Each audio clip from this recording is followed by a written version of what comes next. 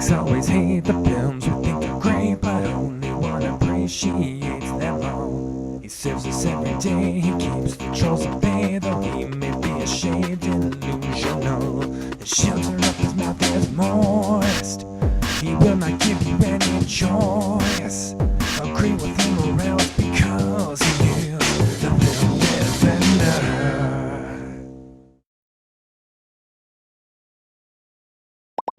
I can feel your anger. It makes you stronger. What to watch today? So many good options. Probably defend that one. I'll defend that one. I already defended that one. Probably won't have to defend that one. Yeah, not touching that. I'll probably go to that one. Yeah, that one's coming for sure. That's a tricky one. Nope, not that one. Nope, not that one. There we go. That's it. That's the stuff. Yeah, this one. Tricky. Did you hear something?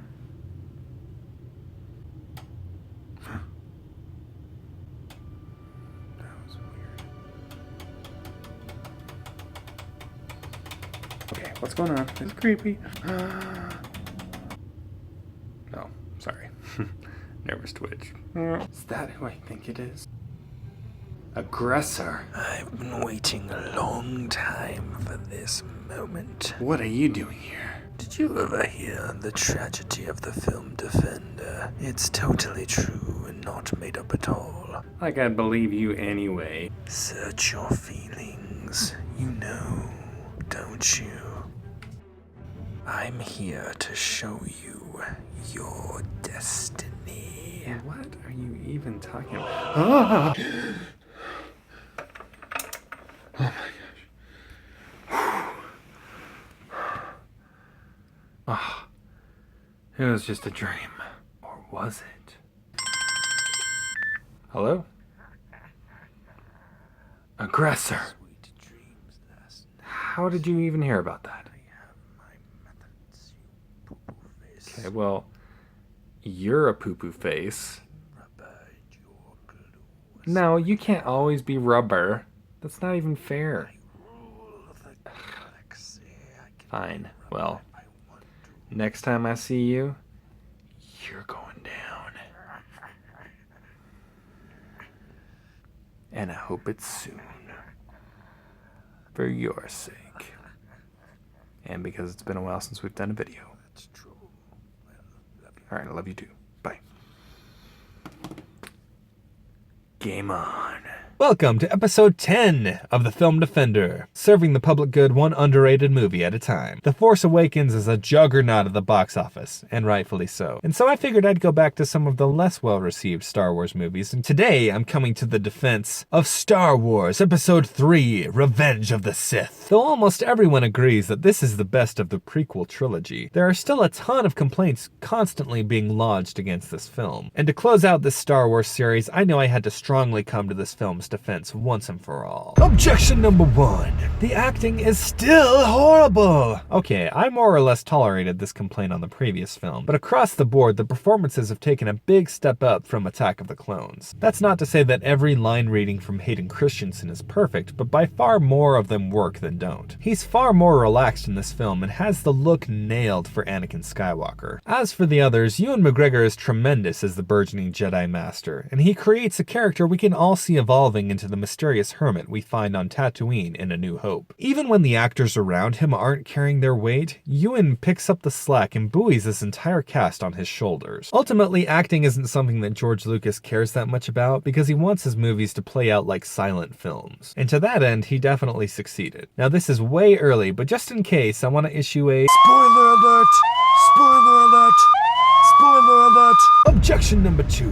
Hang on, why is Padmé dying again? That's so stupid. She's dying because you keep asking stupid questions. After Anakin proves his worth and shows how much he's grown in the Force by defeating Count Dooku at the beginning of this film, Darth Sidious realizes that he needs a new apprentice and will do anything to lure Anakin to the dark side of the Force. While we're not explicitly told this, my reading is that Palpatine used his knowledge of the Force, inherited by his old master Darth Plagueis, to cause Padmé to slowly die of unknown causes. This is the catalyst for Anakin's desire to save his wife, as he's haunted by Force premonitions about her death in childbirth. To add credence to this theory, Palpatine not only knows about Anakin's secret wedding to the senator from Naboo, but also predicts her imminent death. He tells Anakin straight up that he could save Padmé's life, which he wouldn't know about if he wasn't somehow involved in her death. Yoda's inability to sense who Anakin is worried about also tells me that it wasn't just the Force that informed Palpatine about the secrets Anakin was harboring. This makes it even more tragic when we realize that Palpatine didn't just blame Anakin for killing his wife,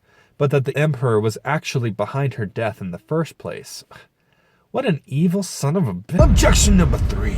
Anakin's turn to the dark side makes absolutely no sense. It makes no sense if you aren't thinking about what led up to that moment. Let's think about this for a second. Anakin would do anything to save his wife, and we know he can't go to the Jedi Council because they would renounce him from the Order if he admitted that he was secretly married. So when Palpatine hints that he may have a way to save Padmé, I don't really blame Anakin for being curious about the dark side, especially given the constant disapproval he gets from his superiors. And when he finally goes back to the corrupt Chancellor's office, he instinctively lobs off the hand of Mace Windu in a desperate attempt to save the knowledge that'll rescue his wife. Now that Palpatine has this ultimate piece of blackmail against Anakin, both that he helped kill one of the presiding members of the Jedi Council and that he's secretly married to one of the members of the Senate. Not to mention the life-saving knowledge of the Force he professes to have some kind of access to. Anakin has no choice but to do whatever the Chancellor asks. But despite the goodness in him, Anakin has to delude himself into believing that the dark deeds he's committing are ultimately for the greater good. Objection number 4. Order 66 is a dumb plot device to kill the Jedi. No, it isn't. It's a brilliant and efficient method of eliminating one's enemies With one swift stroke. Hey, I was gonna say that. This shows yet another motivation for Palpatine's efforts to create a grand army of the Republic, as it grants him the firepower to take down most of the Jedi without much resistance. His deformed visage following his confrontation with Mace Windu gives himself a pretty good excuse for this action as well. Not that he needs it given his emergency powers. And the dark side's influence keeps the Jedi from predicting this order ahead of time. Plus, the music of John Williams is really great in this scene, which sells the emotion better than anything George Lucas does. Objection number 5.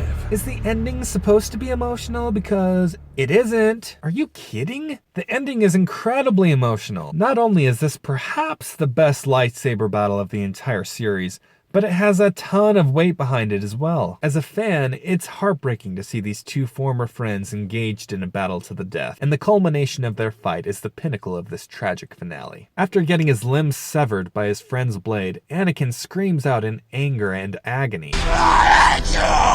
Obi-Wan responds with a tear-jerking line that expresses a lot more than it might appear at face value. You were my brother, Anakin! I loved you!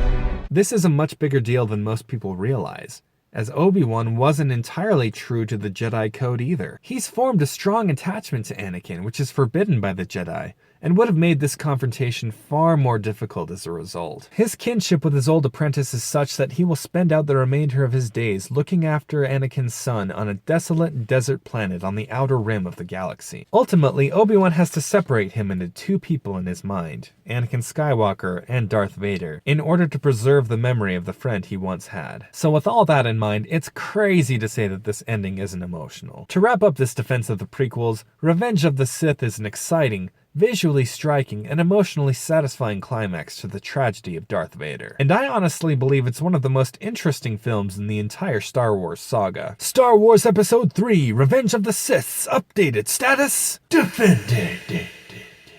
And we're done! So that's it for the Star Wars prequels. What did you think of Revenge of the Sith? Whether attacking or defending, join the fight in the comments section below. Also, is there a film you love that deserves a strong defense? You can email me at thefilmdefender@gmail.com, tweet me at thefilmdefender, post to my Facebook page, again, The Film Defender, or simply comment below and let me know what film you want me to fight for. Don't forget to subscribe to this channel for more film defenses to come, and until next time, The defense rests.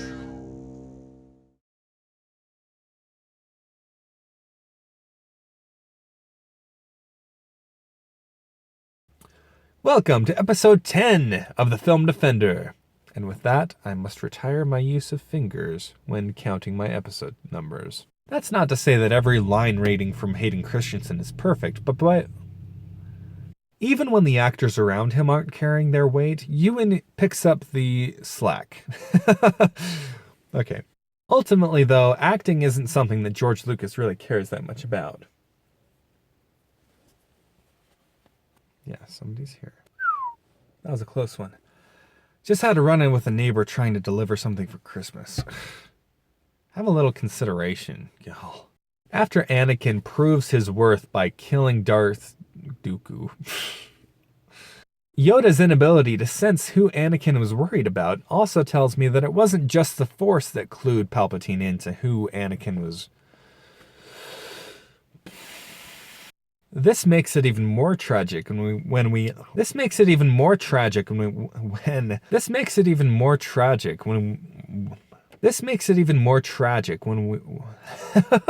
all right, whatever. I gotta move on.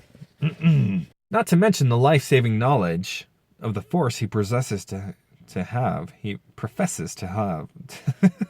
Obi-Wan responds with a tear-jerking. He's formed a strong attachment to Anakin, which is forbidden by the Jedi.